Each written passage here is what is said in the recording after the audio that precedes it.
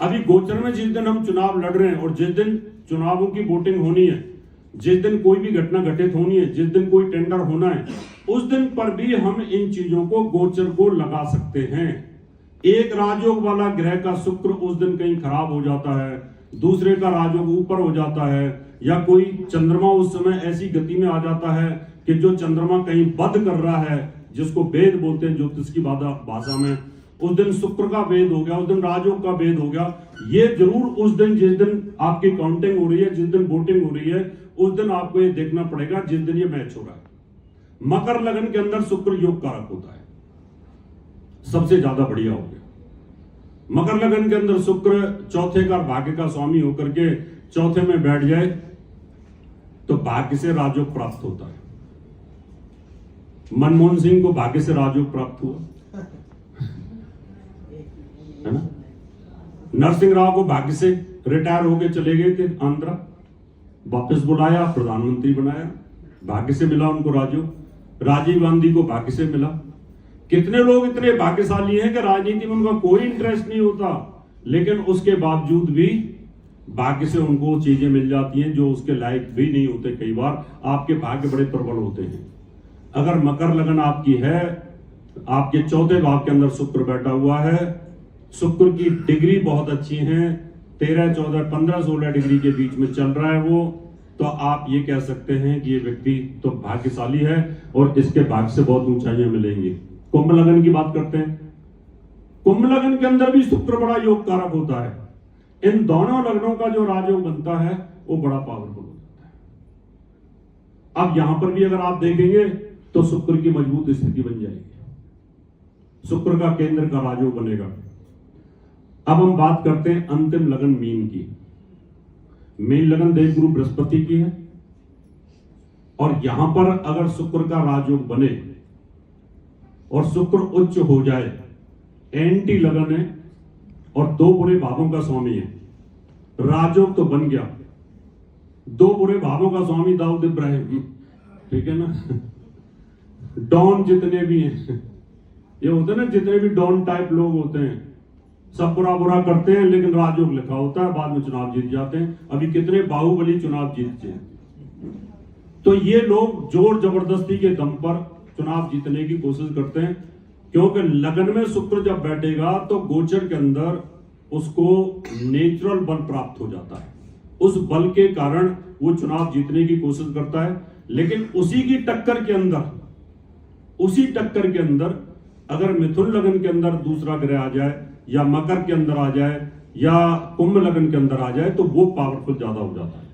तो मालव्य नाम का जो महापुरुष राजयोग है, ये 12 की 12 लग्नों के अंदर कहीं ना कहीं बनता है। ये सबसे ज्यादा होता है जब बच्चे की डिलीवरी करो, बच्चे की डिलीवरी हो या कंसीव करने का समय हो।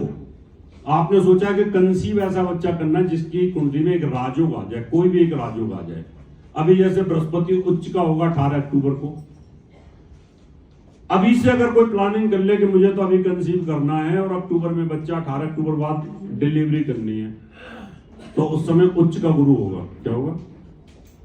और डिग्री के लिए अगर आप उसको नवांश में वर्गोत्तम लेके आ जाते हो, आप ऐसे हिसाब से मैनेज कर लेते हो, कंसीव कर लेते हो और डिलीवरी उस टाइम पे कर लेते हो, तो वो बच्चा महान बनेगा। इसलिए पुराने जमाने में क्या होता था, 9 रत्नों में ज्योतिषी होता था राजा के यहां पर, और वो चक्रवर्ती सम्राट पैदा करने की प्लानिंग करके राजा को बताता था कि इस समय कंसीव करिए, इस समय जो बच्चा पैदा होगा ये बड़ा महान होगा। और वो रावण संहिता किताब है, और रावण बहुत बड़ा ज्योतिषी था। रावण ने मेघनाथ को ऐसे ही पैदा किया था, द्रोणाचार्य ने अश्वत्थामा को ऐसे ही पैदा किया था। उन्होंने कहा था इनको हम अमर करेंगे, यानी अश्वत्थामा तो अमर हो गया, लेकिन मेघनाथ अमर नहीं हो पाया, क्योंकि ग्रहों की गति अतिचारी होने के कारण शनि ने मृत्यु स्थान में भ्रमण कर लिया। और उन्होंने कहा कि मंदोदरी ये तो गड़बड़ हो गई, अब ये इंद्रजीत तो बन जाएगा मेघनाथ, लेकिन मृत्यु निश्चित हो गई। ज्योतिष इतना बड़ा विज्ञान है कि अगर आपकी न्यूली मैरिड है और आपने ये प्लानिंग कर ली कि मुझे मालव नाम का महापुरुष राजयोग चाहिए, मुझे रोचक का चाहिए, मुझे इसको वीर चक्र देना है, या मुझे इसको बहुत बड़ा आदमी बनाना है, बिजनेसमैन बनाना है, इसको बहुत बड़ा प्लेयर बनाना है, राजनीतिज्ञ बनाना है, संगीतकार बनाना है। इन 5 महापुरुष राजयोग में से जो राजयोग आपको चाहिए उस राजयोग की प्लानिंग आप पहले से करें। करने के बाद में उसको वर्गोत्तम करने की कोशिश करें। अगर आपने उस कुंडली को वर्गोत्तम कर दिया तो निश्चित तौर पर वो बच्चा महान होगा। क्योंकि मुझे तो 35 साल का एक्सपीरियंस है, 35 साल में हजारों कंसीव करा चुके हैं हम इस प्रकार से। और आज उन बच्चों की जो स्थिति है ना, वो बाकी बहुत ब्रिलियंस है, जबरदस्त। परिवार की परिवार विदेश में सेट हो गया, कोई ऊंचाइयों को छू रहा है, कोई टॉपर है, कोई कुछ है तो कोई कुछ है। अभी भविष्य में देखते हैं कितना और आगे निकल करके आते हैं। लेकिन होनहार विद्वान के होत चीखने पात, यानी बच्चा घर में जब आता है तब से इसकी प्लानिंग हमें करनी पड़ती है इन राजयोगों की। और इन राजयोगों में डिग्रियों का बहुत बड़ा महत्व होता है। कई बार हमने ऐसे राजयोग भी देखे, नाम का तो राजयोग है लेकिन वो मृत राजयोग है, वो व्यक्ति कामयाब नहीं हो पाते। आपने बड़े ध्यान के साथ सुना, उसके लिए आप बधाई के पात्र हैं, बहुत बहुत धन्यवाद। अब किसी को कोई भी चीज पूछनी है, दिमाग में कई बार क्वेश्चन आते रहते हैं, यार ये क्वेश्चन बता दे रावत जी, यार ये चीज बता दें। ऐसे कुछ दिमाग में कोई आपको क्वेश्चन आ रहा हो तो आप पूछ सकते हैं, मैं उसका जवाब देने के लिए तैयार हूं। जी बताइए। ये मालव्य योग आपने बताया, उसकी महादशा भी होनी जरूरी है क्या? बिल्कुल, बहुत अच्छा प्रश्न। महादशा जो होती है, महादशा और अंतरदशा, ये आपके बचपन की होती है। यानी जिस दिन कुंडली बनती है उस दिन का वो गोचर है। क्या है?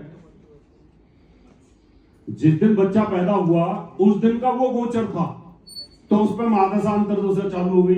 इसका मतलब आपकी बॉडी की जो फिजिकल फिटनेस है वो तो गर्भ से बाहर आने के समय के गोचर है।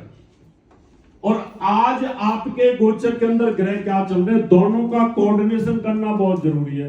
कई बार महादशा नहीं होती मालव्य नाम के महापुरुष राजयोग की, लेकिन गोचर में मालव्य नाम का महापुरुष राजयोग बना हुआ है तो आपकी चुनाव में जीत निश्चित है। क्योंकि कई बार जब हम ऐसे टाइम पर होते हैं कि गोचर, हमने कहा यार तुम्हारी कुंडली तो बड़ी पावरफुल है भाई नेताजी, पर तुम्हारा जिस दिन गोचर चलेगा ना, जिस दिन तुम चुनाव लड़ोगे, जिस दिन तुम्हारी वोटिंग होगी, उस दिन तुम्हारा गोचर खराब है, उस दिन कहीं ना कहीं दिक्कत का सामना तुम्हें करना पड़ेगा। इसलिए अगर ये गोचर में महापुरुष राजयोग बन जाए तो बहुत ही अच्छा है, क्योंकि गोचर को कोऑर्डिनेट करना जरूरी पड़ेगा। महादशा पर सब कुछ फलादेश एक्यूरेट नहीं आता जब तक आप गोचर को नहीं जोड़ोगे। और किसी को?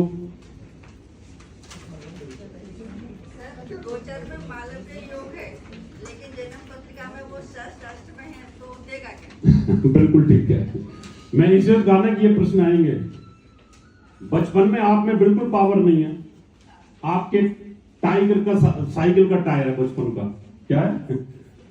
बचपन में आपका जो टायर है वो साइकिल का है, और आज वो टायर बन गया ट्रक का, ठीक है ना? तो इसका मतलब ये रहा कि उसकी कैपेसिटी उतनी नहीं हो पाएगी। यानी बचपन में अगर आपकी बॉडी के अंदर उतनी पावर नहीं है, आपकी प्राण शक्ति उतनी जबरदस्त नहीं है, और आज अगर इतनी पावर बन जाए तो उसका रिजल्ट 50% आता है।